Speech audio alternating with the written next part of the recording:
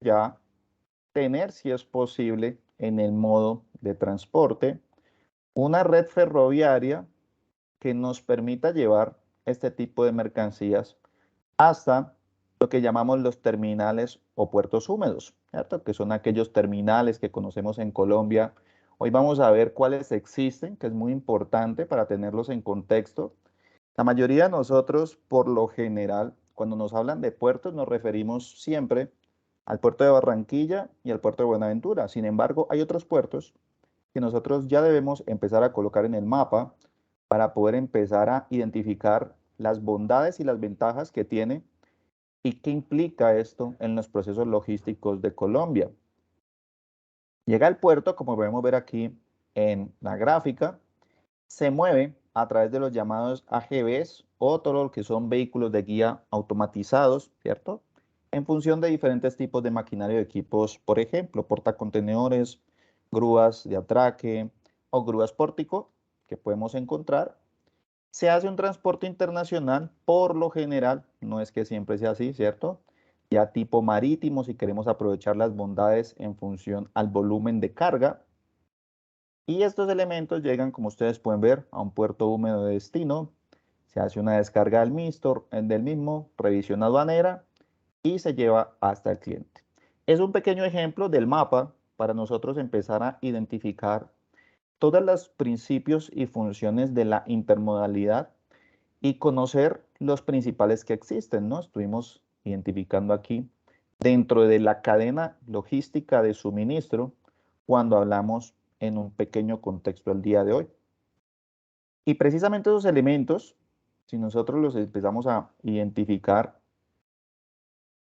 encontramos dos tipos de elementos claves en lo que implican las modalidades de transporte, ¿no? Encontramos todo el enfoque de transporte individual que nosotros podemos hacer a través de diferentes medios, ¿cierto? Marítimos, los buques, lo vimos, carretera, vehículos, furgones, tractomulas, vehículos de 6, 8, 10 ejes, ¿cierto?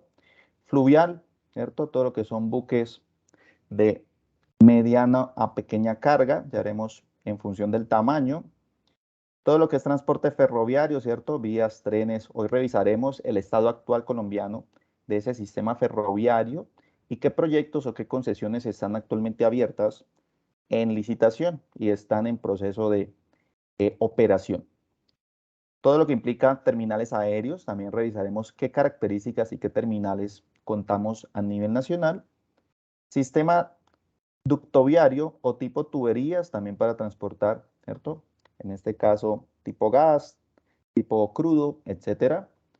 Y todo lo que implica las redes multimodales. Vamos a ver el mapa precisamente de la red multimodal actual y cuál es, en este caso, la propuesta que tiene el Ministerio de Transporte a través de su plan de maestro de transporte intermodal a ser ejecutado en el intervalo entre 2010 a 2035. Es un plan que ya está en ejecución y veremos cuáles son aquellos principales proyectos en los cuales se está trabajando a nivel nacional. Todo esto, en función de los transportes, funciona a través de lo que conocemos como plataformas logísticas, ¿cierto? Que pueden ser centros de acopio, transporte carretera o áreas de almacenamiento, pero también contamos con plataformas logísticas que pueden contener varios medios de transporte, ¿cierto? Zonas de actividades logísticas, puertos secos, centros de carga aérea o plataformas logísticas multimodales, donde podemos encontrar diferentes maneras a través de medios de transporte para poder mover nuestras mercancías. Y algo muy importante cuando hablamos de la logística es tener también en el radar lo que se conocen como los operadores logísticos, ¿cierto? Los operadores logísticos están categorizados en 5 principales, ¿cierto? Elementos que lo vemos aquí en la parte izquierda de la pantalla, ¿sí? Cada uno de ellos traducido a sus siglas del First Party Logistic, Second Party Logistic y así en cada una de sus funciones. ¿Cuál es la función de un operador logístico en la cadena logística? Precisamente es aquella organización o aquella persona natural o jurídica responsable por el diseño, gestión y control de los procesos logísticos en la cadena de suministro en función del acuerdo comercial establecido, que puede ser un acuerdo local o un término de negociación internacional tipo Incoterm, ¿cierto? De acuerdo a nuestro referente a Air Farm Logistics en el año 2019. Veamos las principales diferencias que ocurren entre los diferentes tipos de operadores logísticos. Los operadores logísticos de primer nivel, que vemos acá en la parte inferior, son aquellas empresas o compañías que dedican, ¿cierto?, su función operativa en relación al transporte, ¿cierto?, manipulación y el transporte de las mercancías. Pero no es el único que existe, ¿sí? En la medida en que vamos avanzando, vamos encontrando que el nivel de integración logística que existe para cada categoría de operador se va incrementando en la cadena de suministro. Veamos en el segundo nivel que nosotros ya encontramos que no solamente su función está por la coordinación, ¿cierto? Y control del transporte, sino que también ya cuenta con una red de almacenamiento en la cual puede integrar estas dos componentes logísticas, ¿sí? ¿Esto qué significa? El hecho en este caso de que tengamos primero o segundo nivel, ¿sí? Tenemos varias compañías, como vemos aquí en la parte derecha, que pueden estar, ¿cierto?, categorizadas en varios tipos de operador logístico. La diferencia o en qué se va, ¿cierto?, a diferenciar en este caso, su operación va a ser en el tipo de servicio que ofrezca al cliente, pero cuenta con la infraestructura que es muy importante. El tercer operador logístico, a diferencia de los dos anteriores, ¿sí?, ya no solamente cuenta con transporte y almacenamiento, sino ya hay lo que se conoce como una organización de las operaciones, ¿sí? ¿Qué quiere decir esto? Que en este ya empiezan a aparecer no solamente elementos de infraestructura física, sino empiezan a aparecer también elementos de infraestructura tecnológica, tipo sistemas de información, ERPs, como por ejemplo SAP, Oracle, que se pueden integrar de forma logística para el control de la cadena de suministro. Esto hace pues que las compañías tengan en este caso un mayor control, un mayor monitoreo, un mayor tipo de rastreo ante este tipo de elementos, ¿cierto? Y miren que en la medida en que vamos avanzando de nivel, se va aumentando también la responsabilidad que tiene cada operador sobre el área logística, pero tiene un beneficio, y es que en la medida en que se aumenta la responsabilidad, también se obtiene como bondad un mayor control, un mejor monitoreo. Entonces eso hace que tengan un mejor rastreo de todo lo que son sus pedidos al interior de la organización. Cuarto operador logístico, ¿cuál es la diferencia básica y fundamental entre el 3PL y el 4PL? ¿Sí? Que en el 4PL ya existen compañías en donde no solamente prestan sus recursos u operaciones logísticas con recursos propios, sino que también dentro de su estrategia está la tercerización logística, es decir, tienen un mayor nivel de cobertura en cuanto a elementos logísticos, puede ser de equipo, transporte, almacenes, zonas, ¿cierto?, de bodegaje, etcétera. Y eso hace que tenga una mayor capacidad colocada en marcha. Y la última categoría, que es el operador 5PL, que también se le conoce como el operador tipo 360 grados o de cobertura total, no solamente incluye la actividad de monitoreo y control que ustedes pueden ver con las anteriores integraciones, involucra que dentro de su sistema de control exista un elemento clave que es el elemento de optimización. Es decir, ellos ya trabajan sobre sistemas de información, sobre algoritmos que les permitan generar rutas óptimas para minimizar los costes y por consecuencia pues los tiempos de entrega de sus clientes, que es muy importante en función del valor agregado que puede generar ese producto o ese servicio que ofrecen. En la parte derecha vemos algunos ejemplos de operadores logísticos de diferentes niveles, ¿sí? Si empezamos desde la máxima categoría, aquellos que pueden tener una cobertura total 360, podemos encontrar empresas multinacionales como FedEx, DHL, Apps o la misma Amazon, ¿cierto? Pero tenemos también otros referentes en los cuales nosotros podemos también identificar, de acuerdo a su infraestructura, si cuentan con cada una de estas tecnologías para su correcta operación.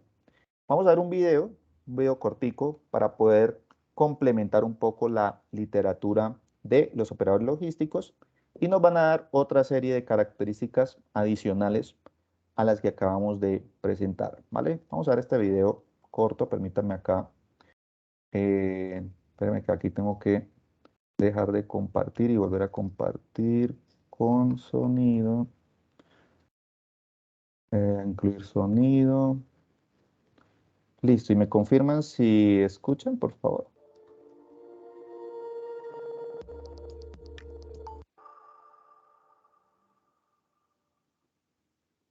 In this video, let us see what is the difference between 1PL, 2PL, 3PL, 4PL, and 5PL logistics. The rise of 3PL in logistics is now well evident, but how far has 4PL developed and what is 5PL? A first-party logistics provider is a firm or an individual that needs to have cargo, freight, goods, produce, or merchandise transported from a point A to a point B.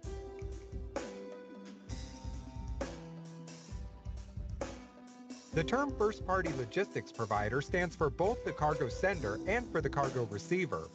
A 1PL can be a manufacturer, trader, importer-exporter, wholesaler, retailer, or distributor in the international commerce field.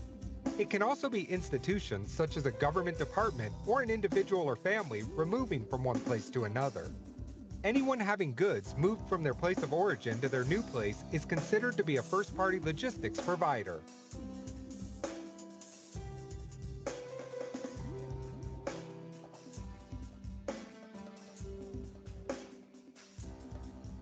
A second-party logistics provider is an asset-based carrier, which actually owns the means of transportation. Typical 2PLs would be shipping lines, which own, lease, or charter their ships, airlines, which own, lease, or charter their planes, and truck companies, which own or lease their trucks. A third-party logistics provider provides outsourced or third-party logistics services to companies for part or sometimes all of their supply chain management function. Well-known 3PLs include DHL, Wincanton, Norbert Distress Angle, CEVA, and NYK Logistics. A fourth-party logistics provider is an independent, singularly accountable, non-asset-based integrator who will assemble the resources, capabilities, and technology of its own organization and other organizations, including 3PLs, to design, build, and run comprehensive supply chain solutions for clients. A fifth-party logistics provider will aggregate the demands of the 3PL and others into bulk volume for negotiating more favorable rates with airlines and shipping companies. Non-asset-based, it will work seamlessly across all disciplines. The central ethos of 5PL is its commitment to collaboration and to obtaining a higher degree of resource utilization in order to achieve savings and open up opportunities to secure the best possible solution at minimum cost. Listo. Entonces, pudimos observar precisamente dentro de nuestro video algunas características esenciales, ¿cierto? Para cada categoría de operador logístico y vemos cómo es importante ya a partir del tercer, cuarto y quinto nivel, sobre todo principalmente, la integración de la tecnología acompañado de procesos de optimización y de procesos de integración logística, es decir, ya se habla de procesos de consolidaciones de carga a partir de subcontratación, en este caso de todo lo que son los servicios que se ofrecen para los clientes. Entonces, es un concepto bastante esencial que debemos tener en cuenta a la hora de relacionarnos con todo lo que es integración y más en la logística intermodal, que es el tema que estamos viendo el día de hoy.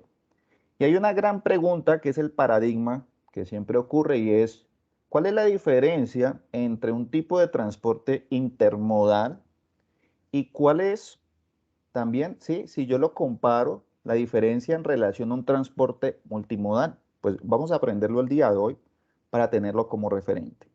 Cuando hablamos del transporte intermodal, que hace referencia a nuestra charla del día de hoy, es aquel tipo de transporte en donde el movimiento de las mercancías se realiza por un transportista diferente en cada etapa del trayecto. Es decir, tenemos un transportista o un contratista para, si es necesario, un servicio de shipping o de buque, otro contratista para el servicio de, ¿cierto?, aéreo, ferrocarril, viario, etcétera, ¿cierto?, por vías o terrestre, etcétera. Entonces, eso hace que tengamos una modalidad intermodal y si nosotros lo vemos desde el modelo colombiano, vemos que existen muchas compañías que prestan estos servicios de contratación particular de acuerdo a la función o a la razón, ¿cierto?, económica de la empresa. Pero no podemos perder del radar lo que implica el transporte multimodal, ¿cierto? ¿Cuál es esa principal diferencia? El transporte multimodal, para tenerlo también dentro de nuestros conocimientos, involucra el traslado de mercancías que se consideran como un único movimiento desde el origen hacia el destino.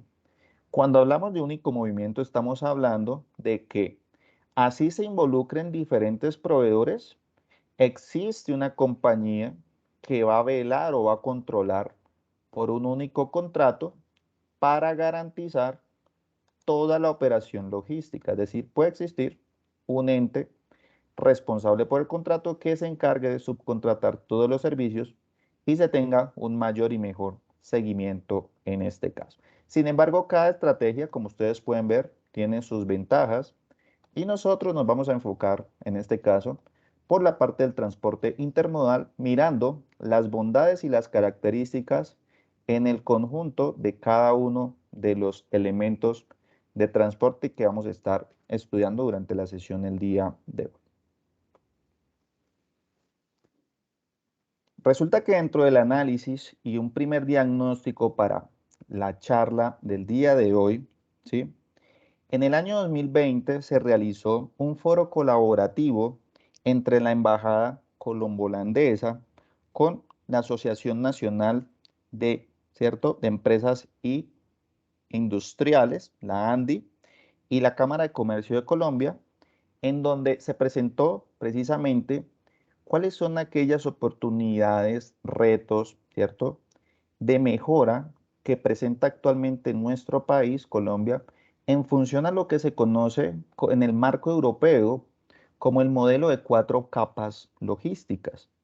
Ese modelo de 4 capas logísticas, implementado por la Unión Europea para los procesos logísticos de las naciones, involucra que mínimamente deben ser considerados para el correcto desarrollo de esos procesos de logística en cada uno de los países 4 ejes fundamentales que los vemos aquí en la parte izquierda: dotación de infraestructura, gestión del tráfico de los modos de transporte, gestión del transporte de carga y economía y negocios. Cuando fueron expuestos cada uno de ellos, se realizó en este foro, en este encuentro, ¿cierto?, entre los representantes colombo-holandeses, cuáles eran aquellos cuadros situacionales en los cuales nosotros como país debemos mejorar para tener un mejor desempeño y de hecho unos mejores indicadores en todo lo que involucra la actividad logística. Cuando se habló de la dotación de infraestructura, se habló precisamente de una ausencia de propuestas de multimodalismo, que de hecho hoy en día se está trabajando.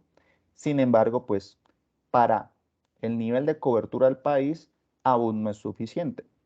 Y desarrollo de zonas para la actividad logística. Este término es bastante interesante porque dentro de este marco de esta conferencia se analizó lo siguiente: tú puedes tener muchos desarrollos de proyectos logísticos, ¿cierto? Como por ejemplo el proyecto de la Ruta del Sol, que va por diferentes etapas, ¿cierto? Que busca conectar zona centro con norte del país.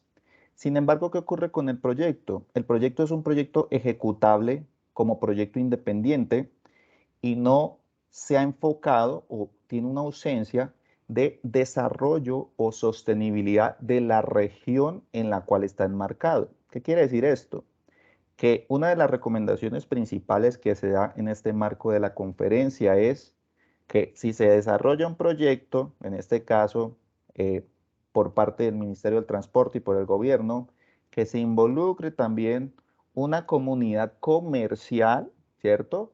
Que permita también como eje complementar la actividad logística. Entonces, se establecen diferentes propuestas para que no solamente se ejecute un proyecto, por ejemplo, una zona franca, punto de transbordo, etcétera, sino que haya toda una integración logística a su alrededor que involucre la comunidad y que haya un desarrollo y un desempeño económico local, que es uno de los fines bastante importantes para el desarrollo de las regiones. El segundo elemento que también fue hablado dentro de este foro es la gestión del tráfico en los modos de transporte, ¿sí? Y analizaban a nivel de diagnóstico lo siguiente. Decían, el índice de la multimodalidad en Colombia es cercano al 1,5%, mientras que en la Unión Europea se alcanza el 67%, ¿sí? Esto tiene una razón de ser y es precisamente que los procesos de contratación dentro del foro que fue relacionado y hablado sugieren, en este caso, que existan figuras responsables, de acuerdo al concepto de multimodalidad que acabamos de ver, que en caso de que haya pérdidas, robos, ausencias de dineros presupuestales, se tenga una figura clara sobre la cual se va a responder, ¿cierto? En pocas palabras, que no haya el responsable, no, que haya una figura establecida. Entonces, también se involucra no solamente en la intermodalidad, sino en los procesos de multimodalidad para que exista una figura responsable en el caso tanto de la ejecución, ¿cierto? Como de la garantía una vez se ha realizado el proyecto. En el tercer elemento, que también fue uno de los elementos bastante comentados y que es una oportunidad de mejora para nosotros a nivel nacional, es el siguiente, es la gestión del transporte de carga. Y nos dice, en el marco del Delta Europeo, que es el marco de movilización de los tipos de mercancías, la utilización del modo fluvial, es decir, ¿cierto? Por aguas, alcanza el 38% y el carretero el 55%. Esto tiene una razón de ser y es que el complemento de estos porcentajes se da por los otros medios. Y uno muy utilizado, como nosotros conocemos y vamos a ver a continuación, es el ferroviario, ¿no? A pesar de que no lo menciona, presenta un gran margen en el movimiento de carga. Mientras que en el delta colombiano, más del 90% del transporte se realiza de modo carretero. Eso se debe precisamente a que nuestro principal medio de transporte nacional, ¿cierto? Es el transporte tipo terrestre. Sin embargo, nosotros tenemos fuentes, en este caso fluviales, bastante poderosas que aún están en etapa de desarrollo. No quiere decir que no las hemos desarrollado. Sí hay unos proyectos y los vamos a ver a continuación para poder darle lo que llamamos la navegabilidad, que tanto han hablado por allá en los noticieros y en los foros de desarrollo logístico nacional, la navegabilidad del río Magdalena y del río Cauca, ¿cierto? Que van a ser supremamente importantes para el correcto desarrollo de las operaciones logísticas a nivel nacional. Y vamos a ver ahorita, dentro de los proyectos de desarrollo, cuáles involucran estos dos elementos para poder tener en el radar, ¿cierto? Mayores porcentajes del modo fluvial, ¿cierto? E ir trabajando también en el modo ferroviario, que es bastante importante en los procesos logísticos. Y en economía y negocios, dentro del análisis diagnóstico que se hizo, se encontró que aquí a nivel nacional, ¿cierto? Tenemos una ausencia en cuanto a las informaciones y procesos de todo lo que implica contrataciones y licitaciones, ¿cierto? Es decir, falta un marco de comunicación público mucho más fuerte que permita tener una mayor cobertura para mejorar la competencia, y hay una ausencia en la conexión, en este caso, entre el sector transportista y lo que es los entes gubernamentales. Esto también afecta, de cierta forma, la correcta colocación de los proyectos, en este caso infraestructura, y por ello es que en algunas ocasiones el no llegar a un acuerdo hace que los proyectos se generen a escalas bastante, ¿cierto? Si lo miramos en tiempo, significativas, no hay un acuerdo, entonces pues se van atrasando y esos atrasos involucran unos costos y un tiempo asociado. Y lo hemos visto en varios casos a nivel nacional. No vayamos muy lejos, el túnel de la línea que lleva X años desarrollándose y al sol de hoy, entre comillas, está desarrollado, pero aún tiene sus falencias, entonces, por colocar un pequeño caso dentro de los múltiples. Miremos el caso de las redes viales. Vamos a hacer un pequeño marco comparativo de cómo funciona o cómo estamos nosotros desarrollados, por decirlo así, en función de las redes viales primarias, en función y marco comparativo con países como Holanda, en este caso Países Bajos, si lo tomamos como una única unidad gubernamental. Si hablamos de redes viales, estamos hablando de esa infraestructura terrestre, ¿no? Para la circulación de los vehículos. Y en el marco de Invías, a partir del año 2020 en adelante, nosotros tenemos en este momento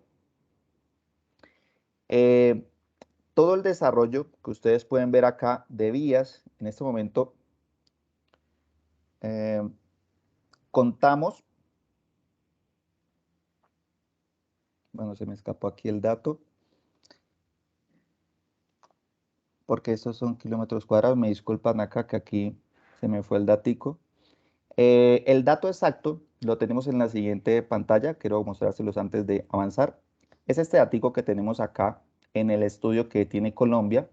Nosotros tenemos en este momento, tenemos 8.838.20 kilómetros de vía pavimentada y contamos con 2.144 kilómetros de vía no pavimentada para un total de 10.983,14 kilómetros, ¿cierto?, de vías. Si lo comparamos con un país como Holanda, ellos cuentan con esas vías públicas, considerando todas las categorías, cuentan con 139.000 kilómetros de vías, de los cuales podemos observar que tipo municipales son 119.000 kilómetros, provincias o áreas aledañas también cuentan con 4.000 kilómetros. Todos estos elementos son elementos pavimentados, ¿cierto? Vías nacionales cuentan con 3.500 kilómetros y vías no pavimentadas 12.000 kilómetros.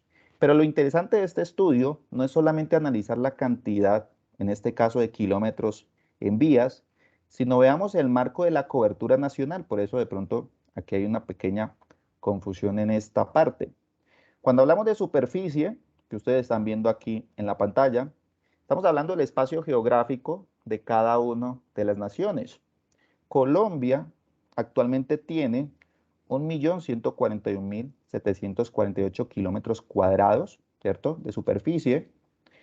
Y miren que Holanda, en este caso los Países Bajos integrados, cuenta con una superficie de 41.543 kilómetros cuadrados. Es decir, para ser un país tan pequeño, tiene un gran impacto, una gran cobertura de desarrollo, en este caso vial, ¿cierto? Y si nosotros lo comparamos, por ejemplo, a nivel departamental, ¿sí?, estaríamos colocándolo en un marco intermedio, casi aproximado como unir un departamento como Cundinamarca y Valle del Cauca, un poquito menos, ¿no? Sin embargo, pues el nivel de desarrollo que tenemos aquí a nivel de infraestructura y también comparándolo con los Países Bajos, pues aún tenemos algunas oportunidades por mejorar. Y quiero que se graben algo que es muy importante durante esta sesión que estamos viendo, y es, esto es un marco situacional, quiero ser muy claro. Eso no significa que Colombia no esté trabajando en nada para mejorar, al contrario, precisamente el Ministerio del Transporte y el Gobierno Nacional tienen múltiples proyectos para el desarrollo de vías. De hecho, en ese plan maestro de transporte intermodal que se piensa desarrollar y que les mencionaba al inicio de la sesión, queremos pasar como estado de este estado vial que ustedes pueden ver acá en la pantalla a este referente que quería traerles el día de hoy. Voy a mostrárselos por acá y yo se los voy a compartir para que ustedes le den una pequeña leída. Miren este convergente de transporte intermodal que nosotros queremos desarrollar, ¿sí?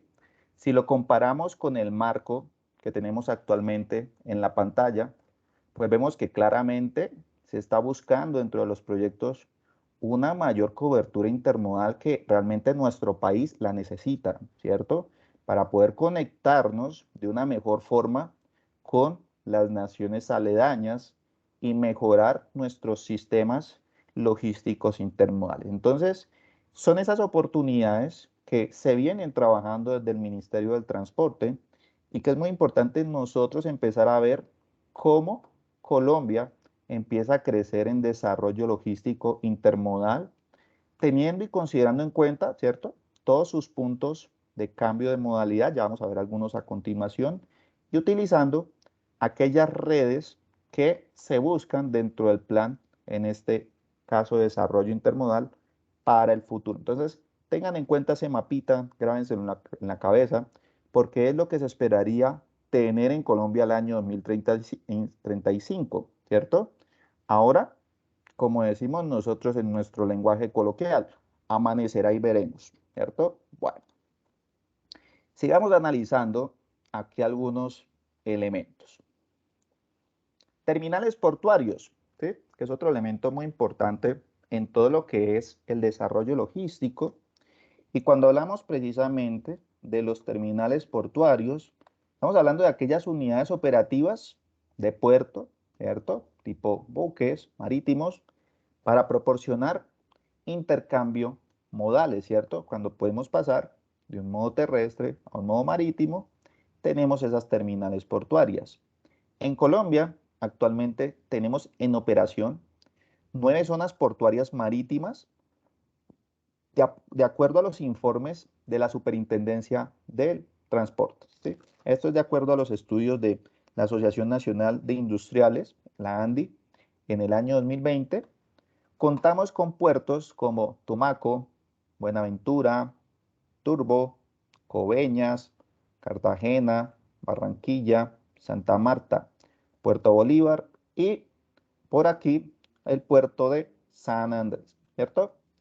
Holanda, en este caso, tiene 5 zonas portuarias marítimas principales. Tenemos el Zeeland Seaports, ¿cierto? El puerto de Moorgate, tenemos el puerto de Rotterdam, el puerto de Ámsterdam y Bridging Seaports, ¿sí? Tienen esos 5 principales puertos, pero hay algo muy importante cuando nosotros hablamos en la operación logística marítima, que debemos llevarlo al cuadro actual y poder analizarlo, porque de eso se trata este foro, de poder analizarlo, y es lo que se conoce como el nivel de calado, ¿sí? ¿A qué se le conoce como el nivel de calado? En pocas palabras, para hacer nuestro análisis.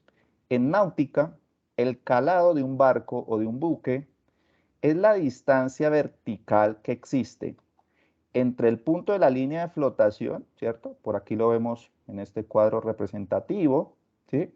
Y la línea base o quilla. En pocas palabras, y hablándolo así en lenguaje tradicional, es el nivel de profundidad al cual llega nuestro buque, ¿cierto? Flotante, para que lo tengamos en referencia.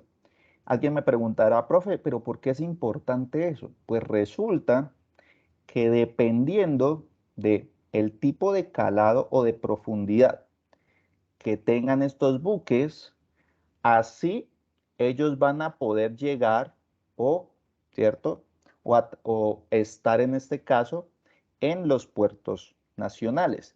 Ellos, de acuerdo a su capacidad, tienen unos niveles de calado necesarios para poder llegar. Veamos en este caso un ejemplo.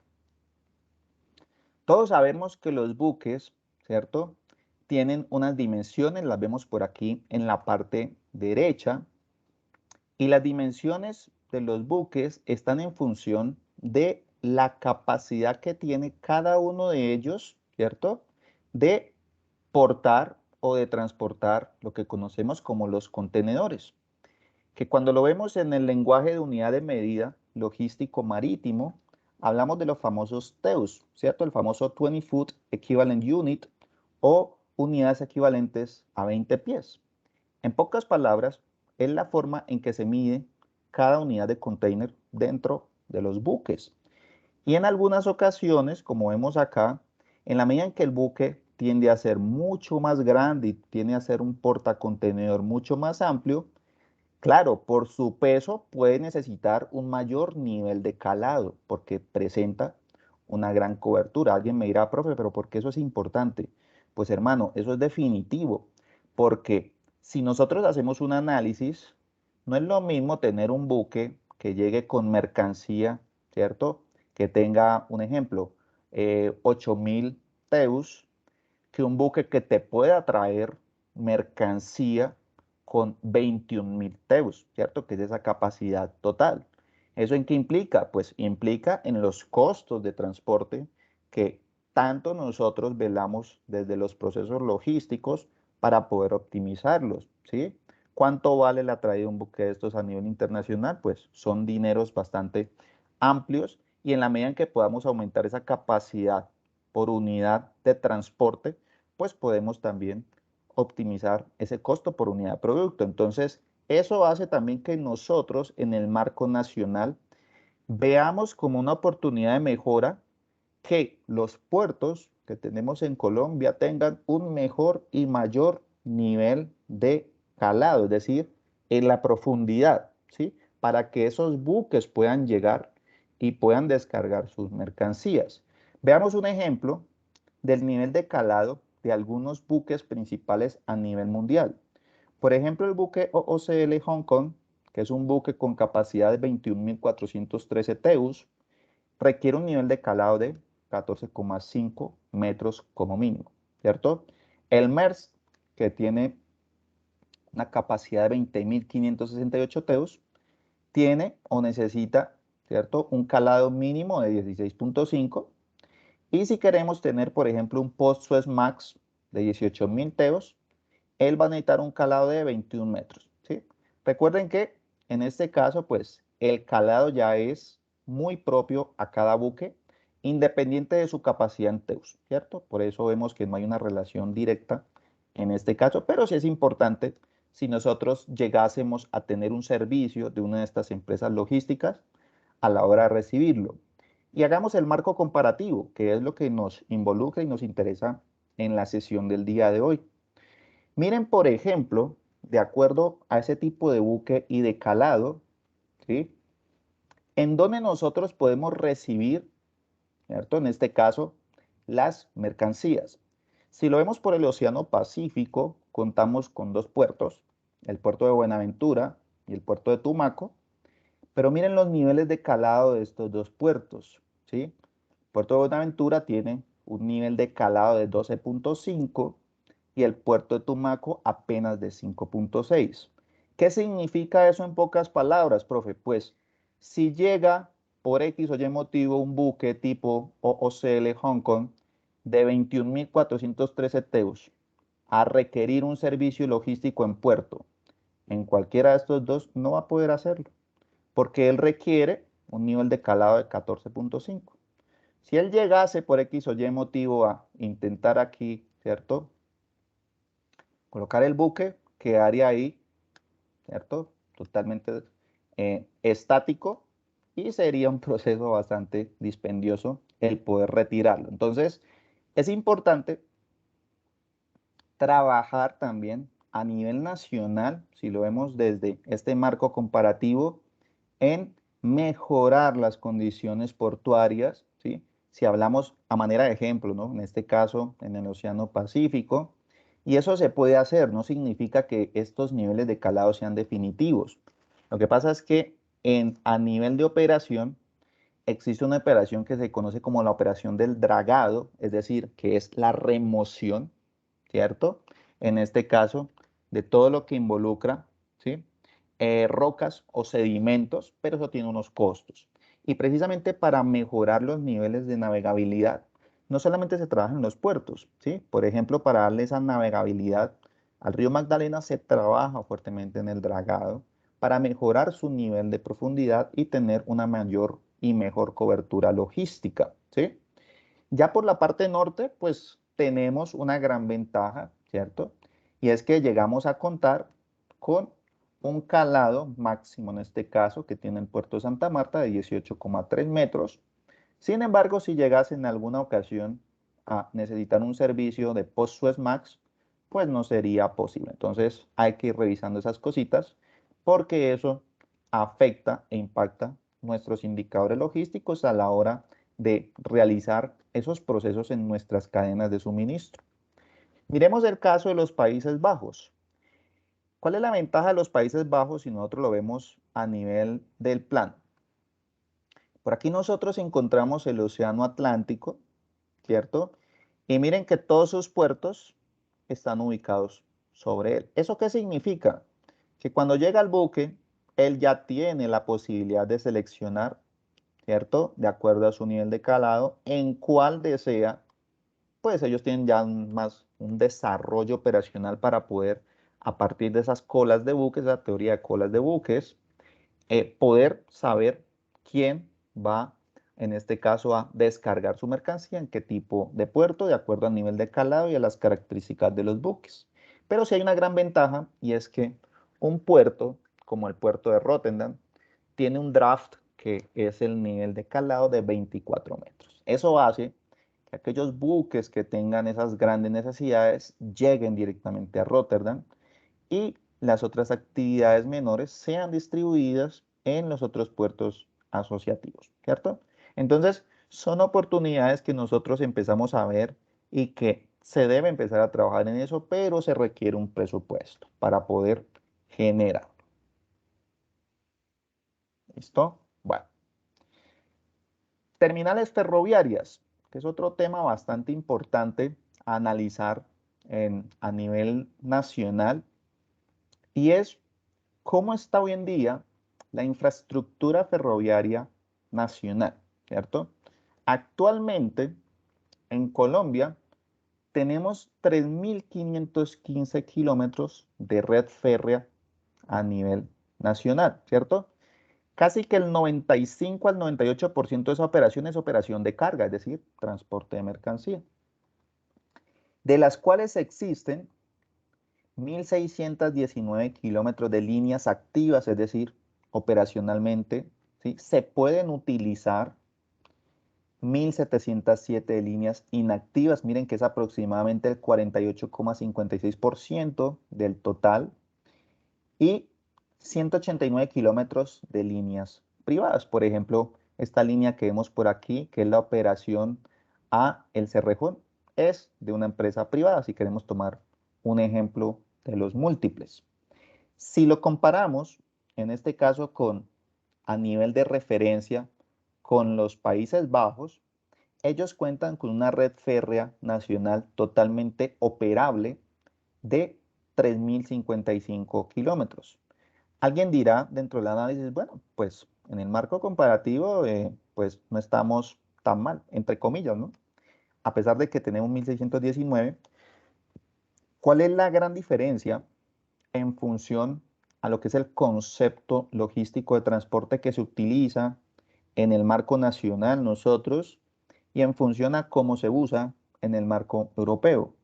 En el marco europeo, si nosotros lo vemos, permítame acá un momento, ya vuelvo, en función de esa red férrea, los trenes de carga, es decir, aquellos de transporte de mercancía, que es la red que ustedes pueden ver aquí en el plano de la parte derecha, comparten su sistema ferroviario con los trenes de pasajeros, es decir, hay toda una programación logística completa y de hecho se usa, ¿cierto?, ese tipo de infraestructura para ese múltiple uso, adicional a todo lo que implica, todo lo que son los elementos logísticos de apoyo. Tenemos en este caso de la investigación 2.589 pasos de nivel, 7.071 vías de cambio, 12.036 señales, 725 viaductos, 455 puentes ferroviarios, 15 túneles y hay algo muy importante que es otro cuadro de análisis que nosotros también debemos empezar a tener en cuenta y es que la responsabilidad del sistema ferroviario no recae ni en el ministerio holandés ni en el gobierno holandés. La responsabilidad se adjudica a una empresa perteneciente, ¿sí? Porque tiene dos márgenes, tiene un pequeño margen que pertenece al Estado holandés, pero el otro margen es una empresa privada que se responsabiliza y vela por la correcta coordinación y ejecución de todas las actividades ferroviarias a nivel local, si estamos hablando de los Países Bajos. Permítame mostrarles aquí antes de mirar un videíto en qué se está trabajando en Colombia en función de la infraestructura ferroviaria nacional. Esta información la encontramos precisamente en la Agencia Nacional de Infraestructura y podemos verla aquí en la pantalla. Vamos a verla por acá en los proyectos de infraestructura ferroviarios que se están trabajando. Este es el proyecto de la Red Férrea del Pacífico que busca conectar precisamente, ampliémosle aquí la información. No, permítame acá. La ficha técnica.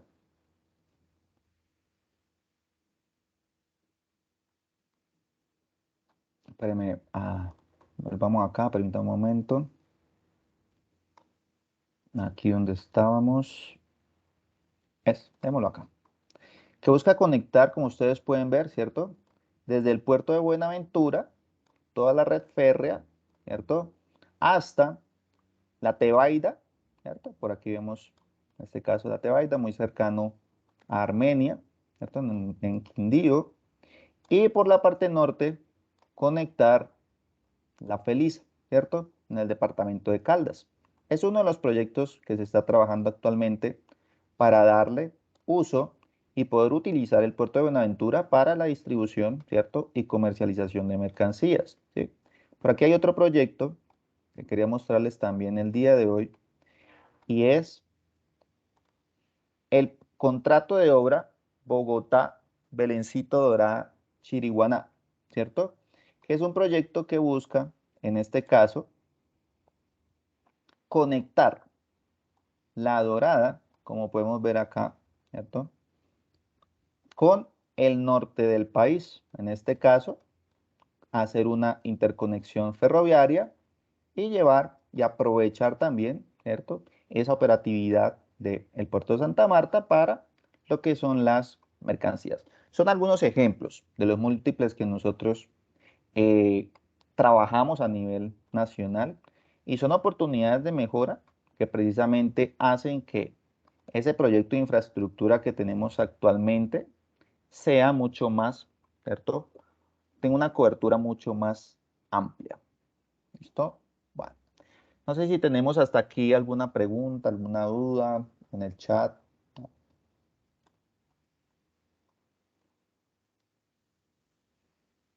¿Alguna preguntita, alguna duda?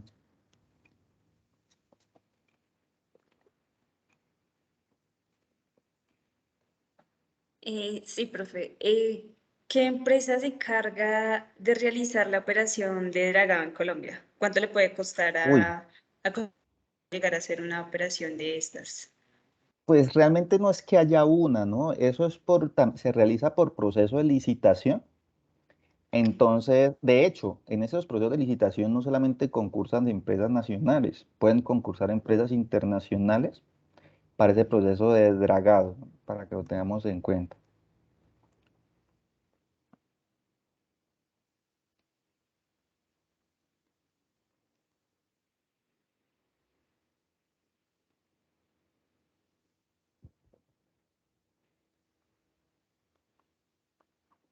¿Listo? Vale. Entonces, vamos a mirar ahora un siguiente elemento que es bastante importante y es los terminales de carga aérea, ¿cierto? Como hablamos, esos terminales son aquellos puntos de operación logística en donde se hace uso de los terminales aéreos para transporte, envío, cargue de las mercancías. Actualmente en Colombia, a nivel nacional, de acuerdo a la Agencia Nacional de Infraestructura, nosotros tenemos 4 terminales de carga aérea principales, ¿no? Tenemos el aeropuerto El Dorado en Bogotá, el cual tiene unas características específicas, como para no entrar a tanta información y resaltar lo más importante. Tiene 25 puestos de parqueo para aeronaves, 207.000 metros cuadrados de plataforma y esas calles de rodaje, y aproximadamente se movilizan por el aeropuerto mercantilmente, estamos hablando de mercancía, 835.000 toneladas de carga al año, ¿cierto? También contamos con 4 terminales de carga aérea, que es a partir del aeropuerto José María Córdoba, aquí en la ciudad de Medellín, más específicamente en el municipio de Río Negro, Antioquia, ¿cierto? El cual cuenta con 27.595 metros cuadrados. Tiene en este caso una prox de movilización de carga mercantil de 125.000 toneladas de carga por año. Y contamos a nivel local con el aeropuerto Alfonso Bonilla Aragón en Cali, ¿cierto? Que tiene un área total de 30.774 metros cuadrados y se movilizan aproximadamente 30.000 toneladas de carga por año, que son los principales puntos. No significa que los otros aeropuertos, ¿sí?, no sean considerados. Lo que pasa es que estos 4 realizan la operación logística en esencia mercantil, que es la carga y transporte de mercancía, tanto de importación como de exportación, ¿no? Para que lo tengamos en cuenta. Y el aeropuerto Ernesto Cortizos de Barranquilla, el cual cuenta con 49.000 metros cuadrados y tiene en promedio 31.200 toneladas, ¿cierto? Aprox que moviliza este tipo de aeropuerto, ¿sí? Vemos las cifras, para nosotros son cifras positivas, alentadoras en función de la capacidad, pero para no ir muy lejos y no hacer un marco comparativo así como tan amplio, tomemos un único aeropuerto de los Países Bajos y comparémosles las características. Miramos, por ejemplo, el aeropuerto Schiphol de Ámsterdam. Es un aeropuerto en el cual se transportan, ojo, solo en ese aeropuerto, ¿cierto? De los aeropuertos que tiene, 1.7 millones de toneladas por año, ¿cierto? Tiene, en este caso, un área de 27.870.000 metros cuadrados y tiene 200 puestos de parqueo para aeronaves dentro de las múltiples características. Esto tiene una razón de ser, ¿sí? Esto no es que se inventaron pues de hacer un aeropuerto tan grande, no, realmente los Países Bajos son una potencia mundial en toda la parte aeronáutica y ellos desde la concepción, desde el año 1910, ahorita ya vamos a estar mirando, tienen sus propias líneas aéreas y hacen que todos los procesos de desarrollo tecnológico e innovación sean llevados y complementados desde la parte operativa, pero también desde la parte investigativa. Es decir, hay puntos, hay centros de investigación netamente que van desarrollando piezas, componentes, unidades, en este caso de transporte, y eso hace también que con toda la economía y las garantías también que existen, porque es en función del modelo económico que tiene en este caso Holanda y que lo vamos a ver más adelante, así también se mueve mercancía tanto interna como externamente y hace, que es otro punto muy importante que debemos empezar a trabajar a nivel local, que tengan una economía confiable, es decir, sus procesos, en este caso logísticos, son o permiten a las compañías, de acuerdo al modelo económico, tener garantías. De hecho, hay muchas multinacionales operando directamente desde Países Bajos y eso permite que se tenga una mayor interconexión, una mayor relación con agentes externos, si lo tomamos a nivel comparativo y miramos esas oportunidades de mejora. Hay múltiples factores, ¿no? No solamente el factor logístico. Todo afecta, como es bien debido. Factor político afecta, ¿cierto? Factor de seguridad social afecta también, ¿sí? Porque de eso depende, pues, todo lo que es los grandes inversionistas querer depositar sus factores monetarios a nivel local, factores ambientales, factores políticos, etcétera, todo en la medida de los acuerdos comerciales que se establezcan entre las naciones. Entonces, es otro punto que, como nosotros también venimos trabajándolo a partir de un pequeño ejemplo, en este caso los tratados de libre comercio, se busca que haya una equiparación, ¿cierto? Un balanceo entre los procesos negociables, ¿sí? Que si nosotros vemos algunos tratados de libre comercio, pues los beneficios que se reciben son más por la parte externa que por la parte local, es decir, para nosotros. Por eso vemos el gran impacto y nosotros lo vemos aquí, por ejemplo, a nivel local en Medellín, cómo ha venido impactando esa migración de la industria textil china y cómo eso ha afectado aquí empresas como Fabricato, como Coltejer, etcétera, en función de los procesos operacionales. Entonces, también se busca tener unas garantías arancelarias, es decir, que si vas a importar un producto tienes que pagar unos impuestos, etcétera, y no que sea tan libre mercantil como están actualmente los tratados. Entonces, son varios puntos, ¿no? Son varias aristas que precisamente el Ministerio de Transporte y el Gobierno Nacional es importante que empiece a pensar a la hora de tomar decisiones estratégicas antes de abordarse a hacer un mal negocio. Entonces, es importante esos puntos para tenerlos en cuenta. Zonas de actividad logísticas, ¿cierto? Las zonas de actividad logísticas, si hablamos desde el enfoque de la intermodalidad, son aquellas zonas o puntos estratégicos en donde se permite la utilización de dos o más formas de transporte. Si nosotros vemos en el mapa, que es este mapa actual que tiene Colombia, nosotros tenemos 7 ciudades interiores principales para poder desarrollar logísticamente los procesos, 6 puntos de intercambio modal, es decir, ese intercambio modal me permite pasar, por ejemplo, de un modo tipo terrestre a un modo tipo marítimo o fluvial, dependiendo de las características, y considerado, de acuerdo a esa zona de actividad logística, 4 puertos principales. No significa que los otros no estén operativos, sino que toda la actividad logística interna fuerte se presentan en estos 4 puertos. Sin embargo, como les decía, pues ya vimos cuál es el marco o el horizonte al 2035 y es bueno tenerlo como referencia para cuando nos pregunten, vean cómo está la situación actual y miremos cómo el Ministerio del Transporte tiene proyectado ejecutarlo y hacer ese marco comparativo. Veamos qué ocurre con Holanda, ¿cierto? En el eje de desarrollo logístico, veámoslo por acá.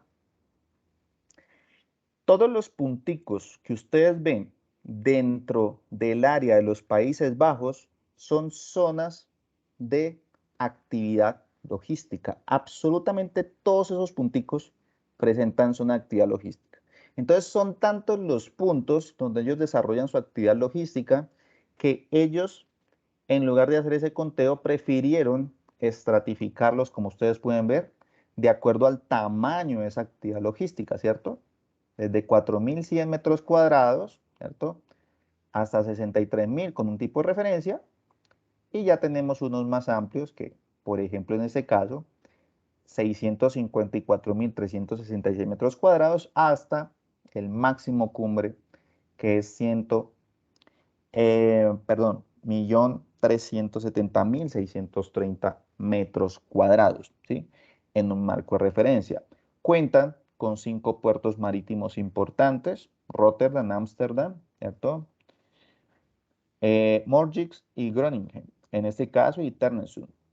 Entonces, estos puertos, debido a su operación logística, han ganado también múltiples premios de sostenibilidad, ¿cierto? Por la OCDE en función del marco de comparación de esos puertos marítimos, ¿sí? Y los pasos de frontera, miren que Países Bajos colinda con Alemania y con Bélgica, y a pesar de que colinda únicamente con estos dos países a nivel terrestre, cuenta con 369 pasos, ¿sí? Entonces, ahí es donde es importante empezar a trabajar con los países vecinos que tenemos localmente para poder mejorar la actividad logística operativa. ¿Listo? Bueno, entonces miremos, ya que hicimos un pequeño marco comparativo, ¿en qué se está trabajando en Colombia hoy en día en función primero vial? Y ya vamos a ver proyectos de logística. Si hablamos de proyectos de tecnología vial, en alguna ocasión nosotros hemos escuchado por allá en las noticias o hemos escuchado en foros de las famosas vías 4G, ¿cierto? ¿Qué son esas vías 4G? Son precisamente una cuarta generación de desarrollo vial que viene siendo ejecutado por el Ministerio del Transporte, acompañado por la Vicepresidencia de la República. Es una inversión aproximadamente de 47 billones de dólares y se busca construir 1.370 kilómetros de dobles calzadas, rehabilitar 7.000 kilómetros de vías, construir 141 túneles y levantar 1.300 viaductos. Lo que ven en la pantalla son todos esos proyectos 4G, ¿cierto? Y las interconexiones. Y ustedes pueden alcanzar a notar también el nivel de avance de cada uno de ellos. Veamos un video para ir avanzando de cómo funcionan esos proyectos 4G en Colombia y en qué se está haciendo toda esta gestión logística. Vamos a verlo acá, permítanme un momento este videito. Vamos aquí a compartir sonido y vamos a ver el videito de, perdón, esperen acá, vías 4G, de la Agencia Nacional de Infraestructura. ¿Qué son las vías 4G? La cuarta generación de concesiones viales de Colombia, o vías 4G, son un programa de infraestructura vial nacional que plantea la construcción y operación de mejores vías, ya que las que existen presentan un retraso que afecta la competitividad de la región. El proyecto busca rehabilitar y construir cerca de 7.000 kilómetros de vía, de las cuales 1.370 aproximadamente son dobles calzadas, más la construcción de 141 túneles y 1.300 viaductos. ¿Y por qué se llaman vías 4G? Las vías 4G reciben este nombre puesto que el país tiene vías de primera, segunda, tercera y ahora cuarta generación. ¿Desde cuándo se están construyendo la cuarta generación de concesiones viales de Colombia?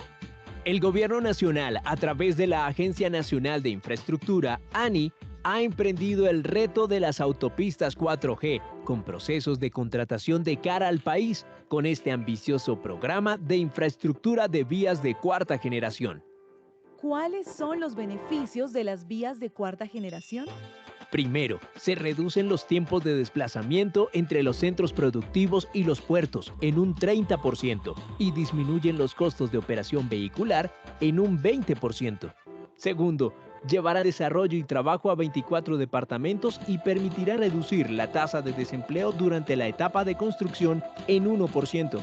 Tercero, se estima que con los primeros 30 proyectos del programa se generan hasta 118.000 nuevos empleos en el pico de construcción. Cuarto, se considera que los beneficios económicos sean cercanos a los 8.3 billones de pesos en toda la duración del programa, basando esta reducción en tiempos de viaje y los costos variables de operación vehicular. Y quinto, por cuenta de los menores costos de operación vehicular y el menor consumo de combustibles fósiles, la emisión de dióxido de carbono se reducirá. Las ganancias ambientales se creen aproximadas a 15 billones de pesos, con base en los precios internacionales de la tonelada de dióxido de carbono. Si quieres conocer más acerca de la... Bueno, entonces aquí acabamos de ver precisamente lo que involucran estos proyectos tipo 4G, ¿cierto? Las vías 4G, pero no son los únicos proyectos en los cuales se está trabajando la Agencia Nacional de Infraestructura como principal promotor, ¿cierto? En apoyo del Ministerio de Transporte, sino existen los proyectos 5G, ¿cierto? Que es una iniciativa impulsada en este caso por el Ministerio en función, en este caso, de cara a la finalización del periodo de mandato del actual gobierno, el gobierno de Iván Duque, pues hay 12 proyectos que quedan en marcha en diferentes etapas de operación y estos proyectos son de diferentes características logísticas. Vamos a ver los principales ya para ir cerrando una partecita esta análisis de los procesos tecnológicos y el análisis comparativo. Veámoslos por acá.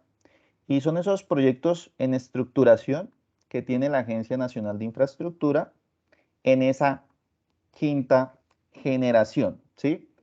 ¿Qué proyectos están actualmente? Vamos a hablarlos de una forma resumida, pero es bueno tenerlos en el radar porque la idea es ejecutarlos, ¿cierto? En este caso con las cifras presupuestales que están adjudicadas. Hay unos primeros proyectos carreteros, que es un proyecto, por ejemplo, el proyecto IP Lo Sur del Muña a Calle 13, que es un proyecto para mejorar las condiciones de movilidad de la Sabana de Bogotá, específicamente en el acceso occidental al Distrito Capital, optimizando el recorrido entre Soacha y la Calle 13, ¿cierto? Es un primer proyecto que está operando como proyecto 5G. Hay otro proyecto que es el proyecto APP Estructuración Pública de Accesos Norte Fase 2, que es un proyecto también, en este caso vial, para consolidar el tránsito de los vehículos entre Bogotá y los municipios del norte de la Sabana de Bogotá y garantizar su operación y mantenimiento a largo plazo. ¿Sí? ¿Qué otros proyectos tenemos fuera de la capital? Tenemos el proyecto APP Nueva Malla Vial del Valle del Cauca, que es el acceso Cali-Palmira, en donde permitirá mejorar las condiciones de movilidad de los municipios, ¿cierto? Cali, Palmira, hacer una gran descongestión y fortalecer la conexión con las áreas de influencia, con Yumbo, Mulaló, Candelaria, El Cerrito, Buga, etc. ¿Sí? Es otro de los proyectos de la quinta generación. Hay otro proyecto que es el proyecto APP Buga Buenaventura, en donde se busca optimizar el recorrido a la zona portuaria, ¿cierto? En este caso al puerto de Buenaventura, y involucra, ¿cierto? Que se emplee todo lo que es operación logística terrestre hasta el municipio de Buga. Todos pues sabemos que Buga es un referente también turístico, pero su interconexión con Buenaventura va a permitir que tenga también una actividad comercial bastante diferenciada. Entonces es otro de los proyectos a los cuales se le apunta. El proyecto de la Troncal del Magdalena es el proyecto del Corredor 1, Puerto Salgar, Barranca Bermeja, que va a permitir, como podemos ver, la terminación de las obras del contrato Ruta del Sol 2 y la consolidación del corredor vial troncal del Magdalena, permitiendo conectar el país del centro con el norte, ¿no? Costa Caribe, y garantizar la operación.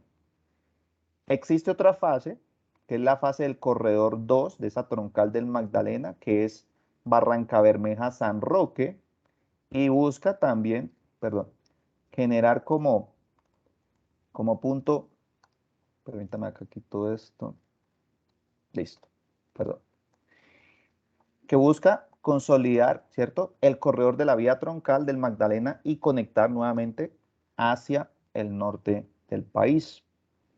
Hay otros proyectos, como el proyecto IP Santuario Caño Alegre, que es un proyecto que pretende mejorar la conectividad del oriente antioqueño y el interior del país, en este caso con el departamento de Boyacá, específicamente en Caño Alegre, ¿cierto?, para mejorar su accesibilidad. Y hay otros proyectos fuera de estos proyectos que son proyectos aeroportuarios que también están dentro de los planes de la Agencia Nacional de Infraestructura como proyectos 5G. Hay un proyecto que es precisamente para lo que es la mejora del aeropuerto de Palmira, generación de aeropuerto de Buenaventura y mejora del aeropuerto de Neiva, ¿cierto?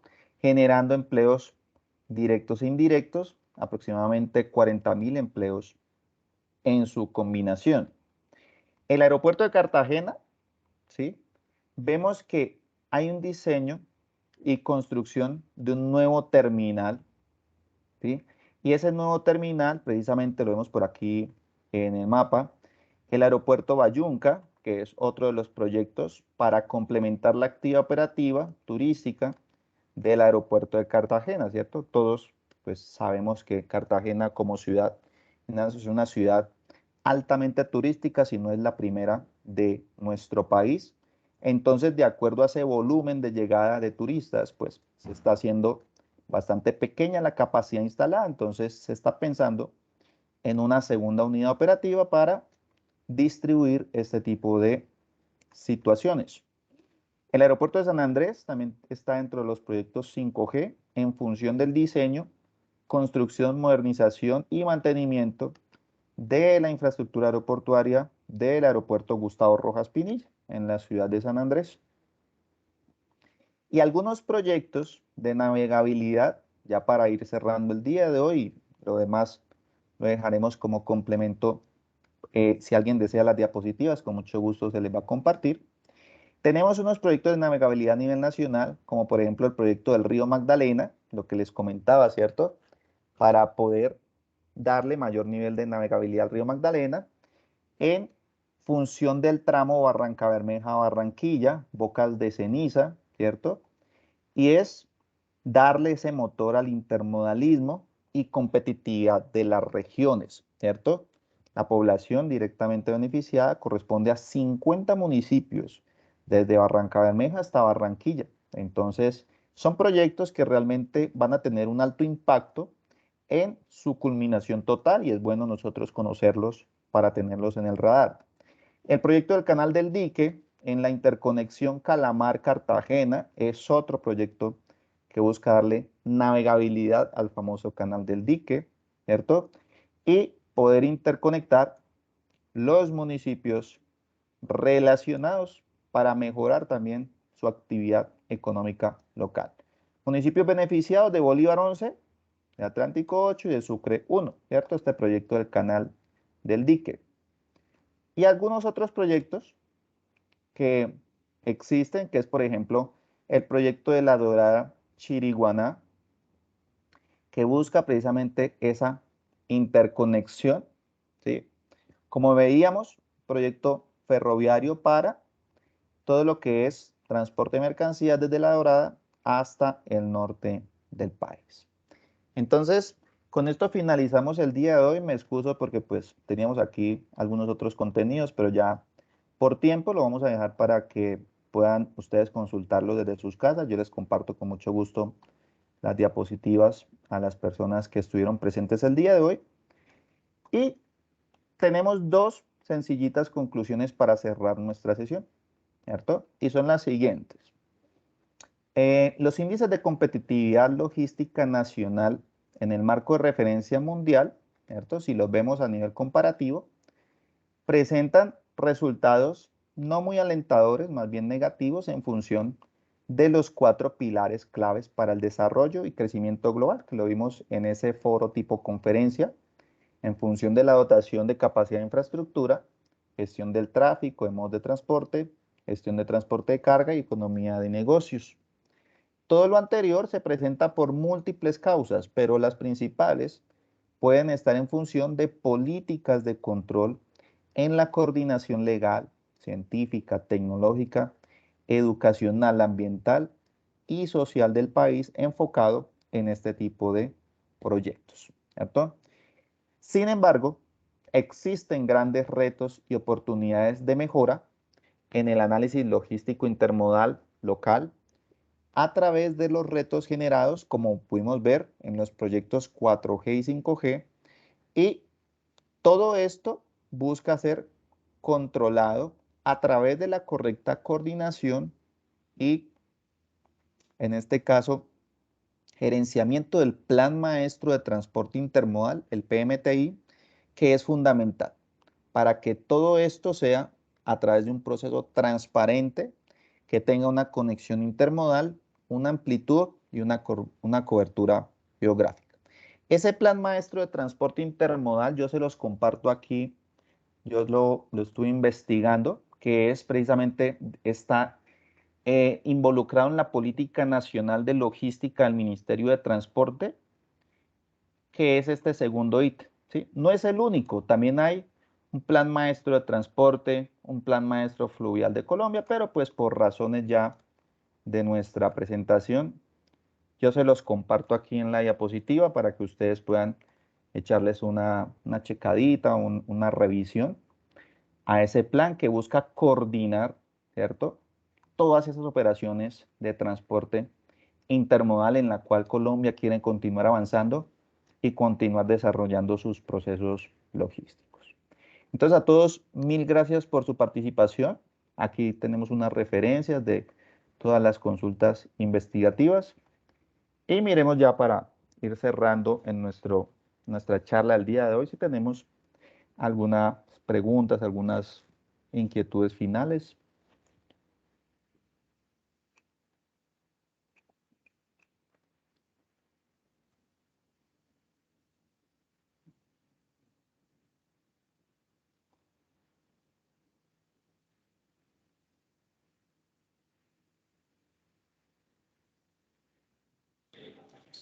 Bien, veo que en el chat pues no hay preguntas en este momento.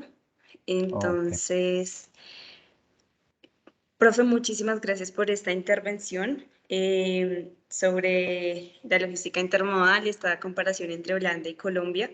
Fue una charla muy interesante del tema también que a veces dejamos de lado, pero es muy interesante.